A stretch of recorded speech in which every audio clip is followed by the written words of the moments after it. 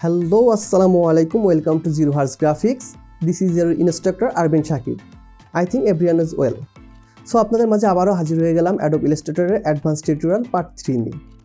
এরকম mind blowing 3D text effect খুব সহজে এবং স্বল্প সময়ে তৈরি করার ম্যাজিক্যাল টিপস অ্যান্ড ট্রিক্স নিয়ে থাকছে আজকের ভিডিও।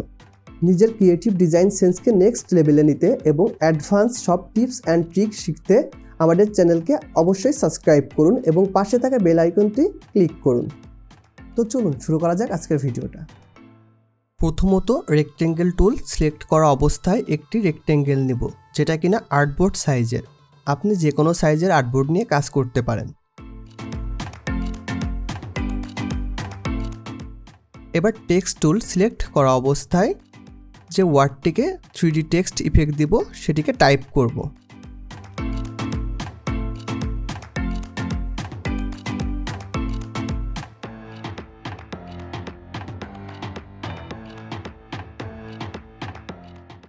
এবং শিফট প্রেস করে টেক্সটটাকে ছোট বড় করে নেব।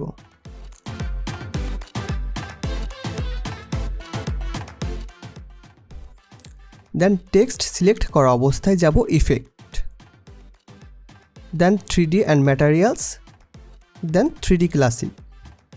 এখানে মাউসের কার্সরটা রাখলে দেখতে পাচ্ছেন এক্সট্রুড অ্যান্ড বেভেল, এটাতে ক্লিক করব।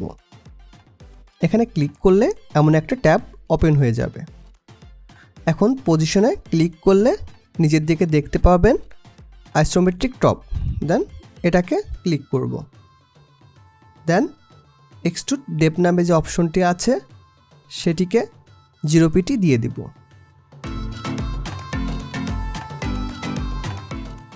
টেক্সটটিকে সিলেক্ট করা অবস্থায় যাব অবজেক্ট, দেন এক্সপ্যান্ড অ্যাপিয়ারেন্স। এরপর অল্ট হোল্ড করে মাউসের লেফট বাটন প্রেস করে ড্র্যাগ করলে ডুপ্লিকেট একটা কপি হয়ে যাবে, যেটা কিনা একটু উপরে প্লেস করব। এবার প্রথম টেক্সটটিকে সিলেক্ট করা অবস্থায় ফিল কালার নান করব এবং স্ট্রোক কালার গ্রেডিয়েন্ট কালার নেব। দ্বিতীয় টেক্সটটিকে সিলেক্ট করা অবস্থায় ফিল কালার নান করে দেব এবং স্ট্রোক কালার দেব ব্ল্যাক।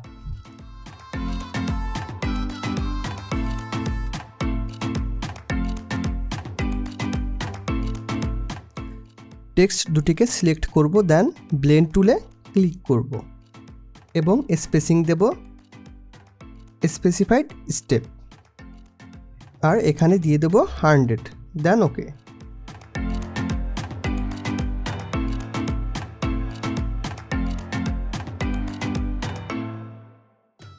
এখন object, blend and make.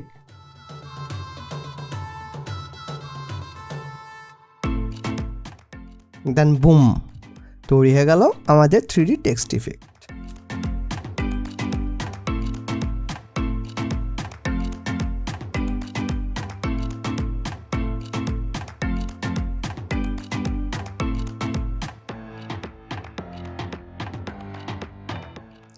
I think আপনাদের সকলের কাছে ভিডিওটা খুব ভালো লেগেছে আর সকলে বুঝতে পেরেছেন। আর যদি কখনো কোনো প্রশ্ন থেকে থাকে অবশ্যই কমেন্ট বক্সে জানাবেন। লাইক, শেয়ার, কমেন্টে পাশে থাকুন।